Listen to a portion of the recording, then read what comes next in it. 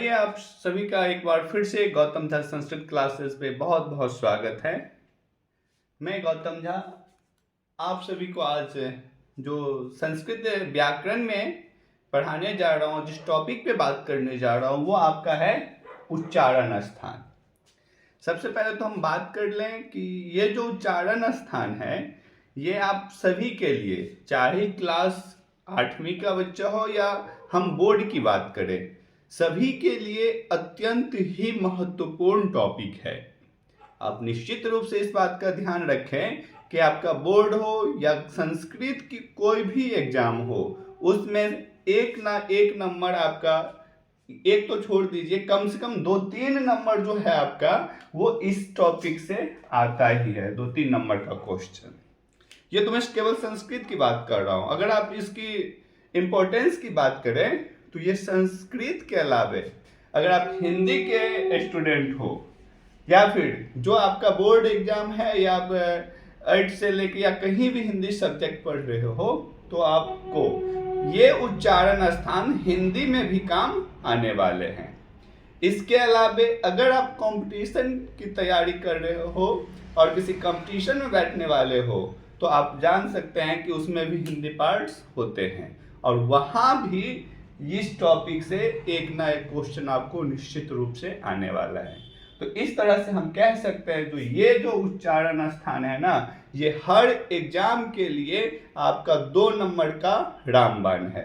मतलब कि निश्चित रूप से 2 या 3 नंबर आपका किसी भी एग्जाम ले लें आप, चाहे या स्कूल की एग्जाम हो या कंपटीशन की एग्जाम हो, इससे आपके क्वेश्चन आते ही आते हैं। तो आइए अब सीधे हम वीडियो की ओर चलते हैं और इस टॉपिक पे बात कर रहे हैं। तो सबसे पहले ये उच्चारण स्थान, उच्चारण स्थान होता क्या है इसे जान लेते हैं आप। तो देखो, जितने भी वर्ण हैं, जितने भी वर्ण, जो कि आपको मैं इससे पहले वर्ण विचार में पढ़ा रखा है, वर्ण विचार की वीडियो में आ गए, सब वर्ण को हम क्या करते हैं, प्रयत्न के माध्यम से बोलते हैं।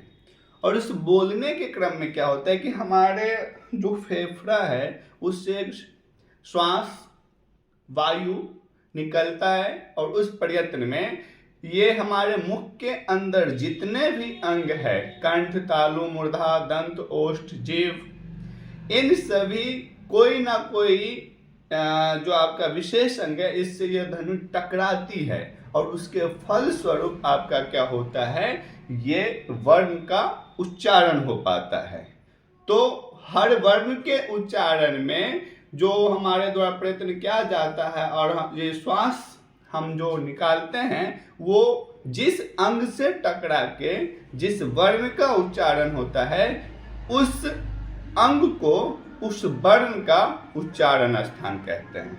एक बार आप फिर से समझ लीजिए, जितने भी वर्ण हैं उसके लिए प्रयत्न किया जाता है उच्चारण में, और क्या होता है कि इसमें हमारे फेफड़े से जो वायु निकलते हैं, आप सीधे तौर पे ये समझें कि उच्चारण के क्रम में, वर्ण का उच्चारण के क्रम में हमारे मुख के जिस अंग से वो निश्वास ध्वनि या वायु टकराती है और वर्ण का उच्चारण होता है, उस विशेष अंग को उस वर्ण का उच्चारण स्थान कहते हैं। जैसे कि एग्जाम्पल के लिए हम कवर्ग बोलते हैं, तो कवर्ग के उच्चारण में जो प्रयत्न किया जाता है, तो ये जो होता है श्वास, हवा, ये हमारे कंठ से टकराती है और फिर कंठ से टकराने के फलस्वरूप कवर्ग का उच्चारण होता है। और इस तरह से हम कह सकते हैं कि कवर्ग का उच्चारण स्थान क्या होता है, कंठ होता है। तो आइए बहुत ही आसान तरीके से हम जानते हैं। देखिए, सबसे पहले ये सारे क्या है आपके उच्चारण स्थान के सूत्र, क्या है भाई, सूत्र। हम सभी सूत्र के माध्यम से देखेंगे। अगर आपको सूत्र याद हो जाएगा तो आपके लिए उच्चारण स्थान बहुत ईजी होगा। तो आपका जो पहला सूत्र है उच्चारण स्थान में, वो है अकुह विसर्जन्या नाम कंठ। ध्यान देंगे, क्या है, अकुह विसर्जन्या नाम कंठ। पहले उच्चारण कर लेते हैं, फिर उसके बाद हम लोग देखेंगे। दूसरा जो सूत्र है वो है इचु यशाणाम तालुः। क्या है, इचु यशा नाम तालु। तीसरा सूत्र है ऋटुड़ शाणाम मूर्धा। अब बोल देंगे, देखिए ऋटुड़ शाणाम मूर्धा, ऋटुड़ शाणाम मूर्धा। तीसरा लिडी, देख लीजिए क्या है लिडी, तो लिडी लिडी तू लशा नाम दंता, लिडी तू लशा नाम दंतः।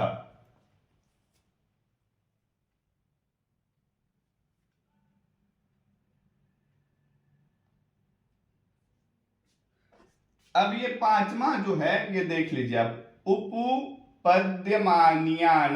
ओष्ठौ, उपपद्यमान्यानाम ओष्ठौ। देखो यहाँ पे उपपद्यमान्यानाम ओष्ठौ।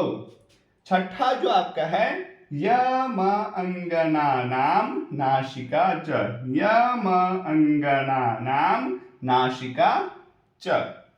सातवां ए दैतोः कंठ तालु, ए दैतोः कंठ तालु।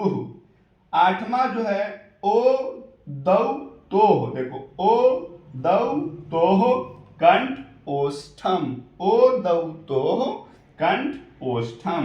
नौवां जो है वकारस्य दंत ओष्ठम, वकारस्य दंत ओष्ठम। इस तरह से आप सभी क्या करेंगे, सबसे पहले तो इस सूत्र के उच्चारण को सही कर लेंगे। मैं एक बार फिर से बोल देता हूं, अकुह विसर्जन्यानाम कंठः, इचुयशानाम तालुः, ऋटुर्षाणाम मूर्धा, लिडितुलशानाम दन्तः, उपपद्यमानीयानाम ओष्ठौ, यम अंगनानाम नासिका च, एदैतोः कंठ तालुः, ओदौतोः कंठ ओष्ठम, वकारस्य दंत ओष्ठम। अब आइए हम लोग इसको देखते हैं। ये तो सूत्र हो गया। अब इसमें किस किस वर्ण का उच्चारण स्थान कौन कौन से हैं, तो आप पहले देख लीजिए। ये है गया अ, फिर क्या हो गया कु। तो यहाँ पे आप देख ले, अ का तात्पर्य किससे है, अ और आ दोनों से। अ का तात्पर्य किससे है, अ और दोनों से। और फिर ये जो कु है ना, कु का मैंने पहले ही बता दिया क्या होता है, क वर्ग। कु का क्या होता है, क वर्ग। यहाँ पे कु का तात्पर्य किससे हो गया, क वर्ग से। फिर ये ह है, तो यहाँ पे क्या हो जाएगा ह, और फिर विसर्ग, फिर क्या हो गया ये विसर्ग। ठीक है, तो यहाँ पे देखिए अकुह विसर्जन्यानाम कंठ, मतलब कि अ का तात्पर्य यहाँ पे है अ और आ। कु का तात्पर्य है क वर्ग, अर्थात क वर्ग के सभी पांचों वर्ण क ख ग घ अंग। और फिर ह का तात्पर्य है ह से, और विसर्ग ये पे हो गया विसर्ग, विसर्ग। तो इन सभी वर्णों का उच्चारण स्थान क्या हो गया आपका, कंठ हो गया। अब याद कर लेंगे, अ आ का वर्ग, ह और विसर्ग, इनके उच्चारण स्थान आपका क्या हो गया, कंठ हो गया। ठीक, ऐसे याद कर लेंगे। फिर यहाँ पे देखिए इचु, यहाँ पे इसी तरह ई का तात्पर्य हर्षी और दीर्घ ई दोनों से है। देख लीजिए, ई का तात्पर्य किससे, हर्षी और दीर्घ ई दोनों से। फिर आप समझ गए होंगे ये पे क्या आ रहा है आपका चू। तो चू का तात्पर्य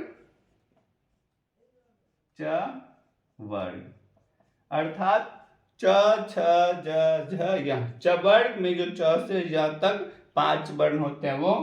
और फिर यह सिंपल सी बात है, यश का तात्पर्य य से, और फिर यहाँ पे तालव श, शानाम तालु। इस तरह से हर्ष ई, दीर्घ ई, फिर च वर्ग और य तथा श का उच्चारण स्थान क्या हो जाएगा, तालु। ठीक है, अब तीसरे की बात करेंगे। देखिए री, तो अब आपको बहुत ही अच्छे से आइडिया आ गया होगा। री का तात्पर्य छोटी री और बड़ी री। ठीक, फिर ट वर्ग, ट वर्ग, टू का मतलब ट वर्ग, चलो मैं यहां अच्छे से कर ही देता हूं, ट वर्ग मतलब कि ट ठ ड ढ के सभी वर्ग और फिर र और फिर ये पे शानाम। तो कौन सा स लिखा गया यहाँ पे आप देख रहे होंगे, आपको मूर्धन स है, तो मूर्धन स। अब इस तरह से ऋटुर शानाम मूर्धा अर्थात री, फिर बड़ी री, फिर टवर्ग र और मूर्धन स का उच्चारण स्थान क्या है, मूर्धा। ठीक है, अब चौथा बात करते हैं, जो चौथा सूत्र है लृतु लशानाम दंतः, लृतु लशानाम दंतः। आपको बहुत ही अच्छे से आइडिया आ गया होगा क्या हो जाएगा, लड़ी, अब बड़ी लड़ी भी दे सकते हैं, फिर तवर्ग, तू से क्या हो जाएगा तवर्ग, और फिर ल है यहाँ पे तो ल, और फिर दंत स। तो लड़ितु लशानाम दंतः, इससे आप याद क्या रख लेंगे कि ये वर्ण लड़ी, लिड़ी, तू, तू का तात्पर्य तवर्ग अर्थात त थ द ध न, फिर ल और फिर दंत स। इस तरह से ये वर्ण आपका किससे हो जाएगा, जो आपका चौथा सूत्र है लृतु लशानाम दंतः, अर्थात इसका उच्चारण स्थान क्या हो गया, दांत, दंतः। ठीक है, अब अभी आप लोग अच्छे से देख लो, नोट कर लेना। अब मैं पांचवें सूत्र को यहाँ पे बताने जा रहा हूं। ठीक है, इसे मैं अरेंज करता हूं, देख लो एक बार आप सभी।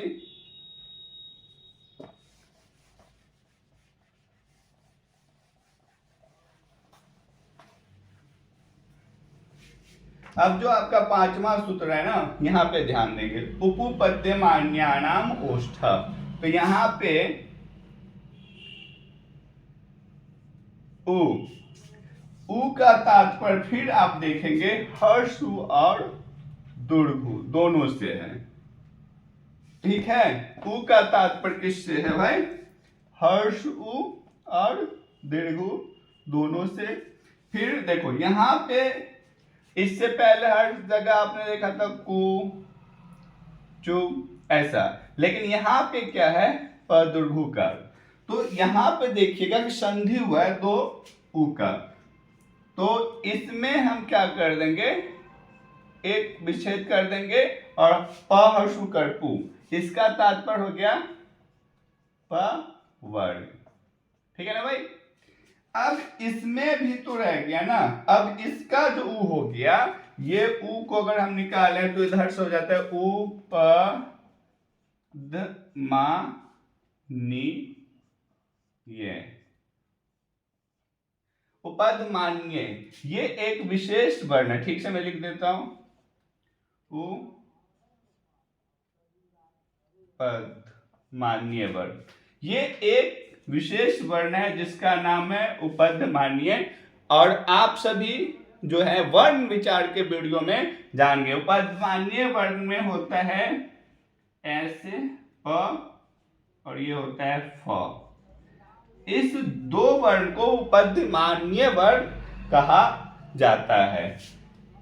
अगर आप जो नए बच्चे हैं, नहीं समझ में आ रहा होगा ये सब, तो आप मेरा जो इससे पिछला वाला वीडियो है वर्ण उच्चारण वर्ण विच्छेद या वर्ण विचार, उसको आप लोग देखिएगा, आपको समझ में आएगा। तो इस तरह से जो पांचवा सूत्र है उपपद्यमान्यानाम ओष्ठव, इसमें क्या हो जाएगा हर्ष उ दीर्घ उ, फिर प वर्ग, फिर पद्यमान्य वर्ण अर्थात प और फ के आगे ऐसा लगा जाएगा, इनका उच्चारण स्थान क्या है भाई,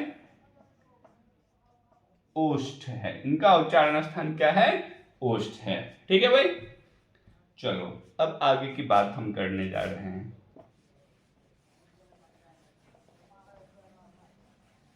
अब आप देखिए जो आपका छठा है यम अंगनानाम नासिका च। तो यहां पे देखिए जो आपका है ना य म अंग ण और ये न, है ना। ये जो 5 वर्ण है इसका क्या रहेगा, म अंग ण नाम नासिका च, इन सभी का उच्चारण स्थान क्या है, नासिका।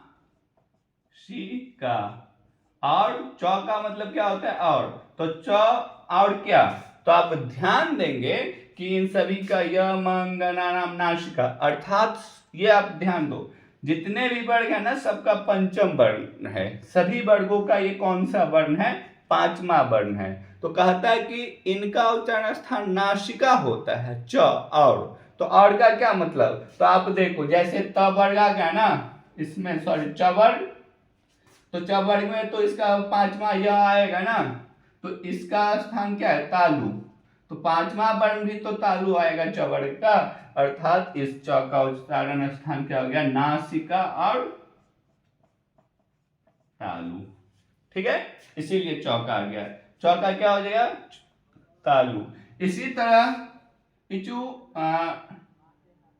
ऋतु रसानाम मूर्धा, तो आप देखो ट वर्ग का भी तो ये नाड़ है ना, तो इसका उच्चारण स्थान इस सूत्र से यम अंगना नाम नासिका च से, नासिका तो होगा और च, तो और क्या, तो देखो क्या हो जाएगा भाई, ऋतु रसानाम ट वर्ग का उच्चारण स्थान मूर्धा होता है, तो क्या हो जाएगा,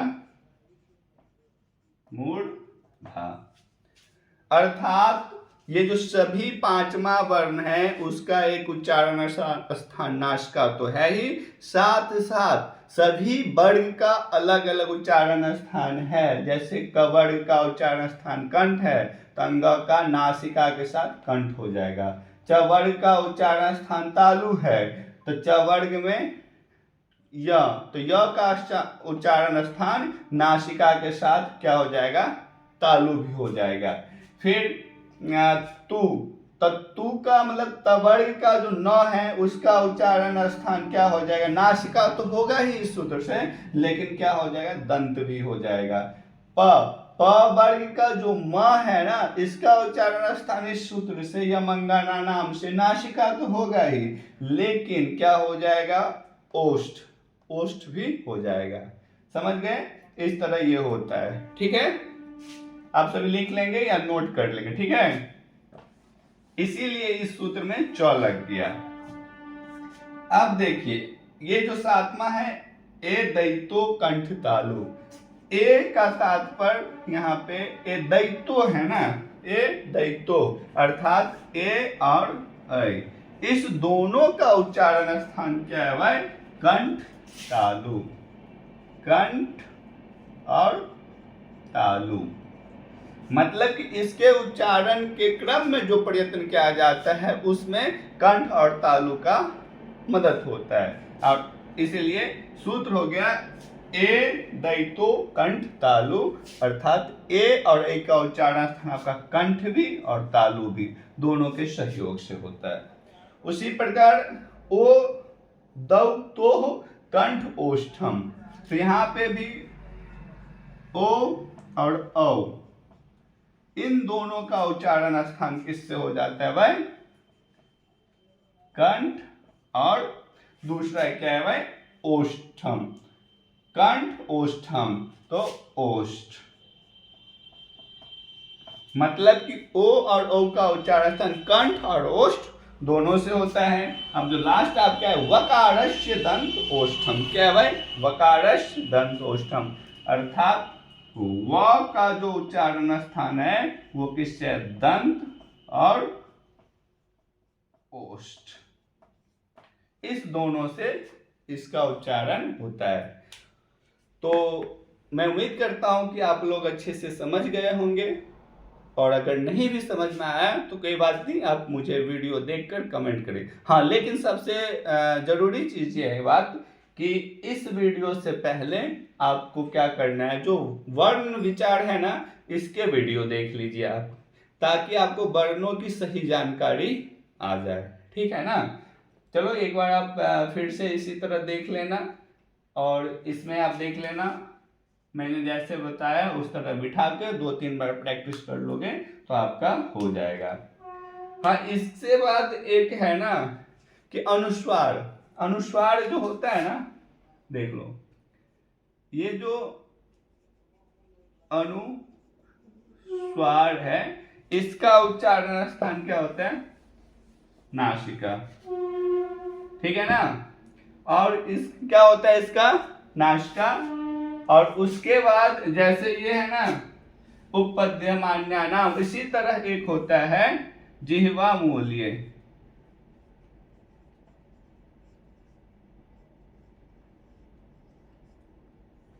जिह्वा मूल्य वर्ण होता है। अब देखिए इस ये जिह्वा मूल्य वर्ण क्या होता है पता है?